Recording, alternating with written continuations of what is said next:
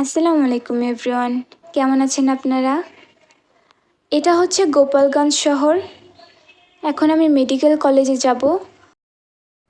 এই তো চলে আসলাম মেডিকেল কলেজের সামনে। এটা হচ্ছে হসপিটাল, আর এই পাশে হচ্ছে মেডিকেল কলেজ। মেডিকেল কলেজের পরিবেশটা বেশ সুন্দর এবং ব্যস্ত।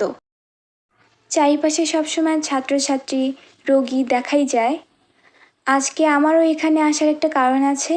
আজকে আমি আমার ম্যাডামের সাথে দেখা করতে আসছি।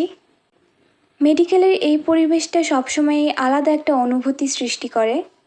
এখন সবাই নিজের নিজের কাজে ব্যস্ত থাকে, কেউ পড়াশোনা করে, কেউ চিকিৎসা নিতে এসেছে। আবার দেখা হবে নেক্সট ভিডিওতে।